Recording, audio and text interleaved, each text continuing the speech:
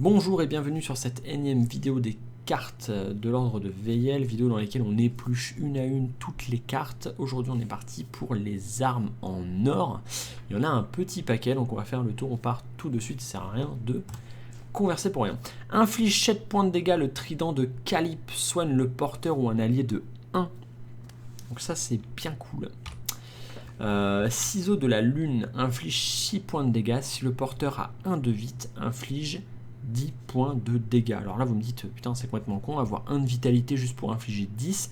Je vous conseille d'aller lire l'élu divin dont la capacité c'est de rester à 1 point de vie alors qu'il devrait mourir. Lui typiquement c'est une arme qui lui est prédestinée, j'ai hâte de l'utiliser, j'ai hâte de faire ma partie test avec l'élu divin et ce truc là. Le crâne des damnés qui est en x12, 4 int, inflige 7 points de dégâts. Le porteur ne peut subir corruption, donc ça vous protège de la corruption. Et donc bien sûr vous infligez 7 points de dégâts, ce qui est déjà pas mal. Inflige 3 points de dégâts poison 2, arme d'assassin, l'épée courte d'Evril, qui permet donc de faire peu de dégâts mais de coller du poison, et vous le savez ceux qui ont déjà utilisé la dague sombre d'Illithilde, que le poison ça fait très très mal sur le long terme, donc c'est très très fort. D'ailleurs vous voyez que toutes les armes quasiment qui vous sont proposées vont être des armes qui sont en rapport avec les boss et ou les monstres puissants qui arrivent dans le chapitre 2, il y en a beaucoup qui viennent de là.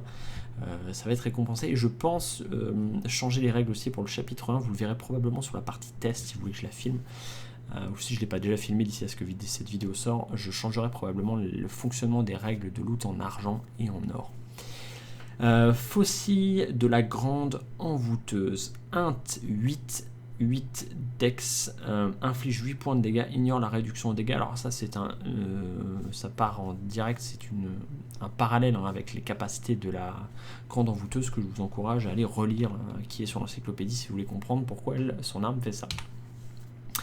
Le grimoire des imprégnés inflige 7 points de dégâts sur un jet d'attaque supérieur ou égal à 16, retire un jeton corruption sur un allié ou le porteur.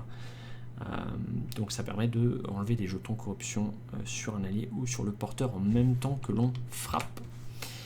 Aladie de cérémonie inflige 6 points de dégâts ou le porteur perd 4 vite pour amener un allié à la vie avec 1 de vite. Donc on peut se servir de ce truc là pour se scarifier et ramener un pote à la vie. Donc c'est la seule arme du jeu qui permet de ressusciter les potes.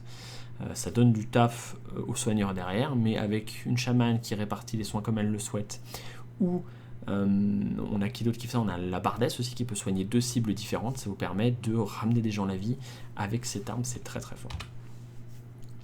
La bardiche de Kamar, le dieu Kamar, inflige 7 points de dégâts, peut attaquer les ennemis à 2 cases, donc je pense que je mettrai portée 1, je vais le changer aussi, ou le deuxième ennemi du champ de bataille, donc je mettrai portée 1, c'est même sûr. La Kanda des Illuminés qui permet d'infliger 6 points de dégâts et qui vous donne un bonus de foi naturel à +1. Inflige 5 points de dégâts, hémorragie 1, arme d'assassin. Donc c'est une arme d'assassin qui fait de l'hémorragie. Alors si vous vous amusez à mettre cette arme là avec le couteau d'Evril, vous allez commencer à mettre hémorragie et poison, ça va être très compliqué pour les boss. Va falloir être efficace pour tuer les joueurs. La lame du gardien inflige 7 points de dégâts sur un jet d'attaque supérieur égal à 16, donc ça leur permet de retirer un jeton affaiblissement sur un allié ou sur un porteur, donc tout ça pour vous aider à gérer tous les effets négatifs que vous allez prendre dans la tronche, et croyez-moi il y en a un paquet. Fléau Dementis inflige 8 points de dégâts, inflige 4 points de dégâts à une cible adjacente, donc ça met une grosse baffe ainsi qu'une baffe au pote à côté, une grosse arme de bourrin. L'arc de Sylve inflige 5 points de dégâts sur un jet d'attaque supérieur ou égal à 16, est un coup critique, donc on critique très facilement avec ce truc là, on a une chance sur 4 à chaque attaque. Marteau de guerre d'Umeil inflige 8 points de dégâts, réduit les dégâts de 2, donc c'est une arme à 2 mains qui permet de réduire les dégâts qu'on subit et donc qui vous permet avec une bonne armure mine de rien de tanker relativement efficacement avec une arme à 2 mains. Le marteau de Telluria inflige 5 points de dégâts ou retire usure 1 sur un allié, sur un équipement d'un allié adjacent pour 1 cristal. Inflige 7 points de dégâts, le porteur ne peut subir affaiblissement. Donc ça c'est une arme qui vous permet de vous protéger de l'affaiblissement.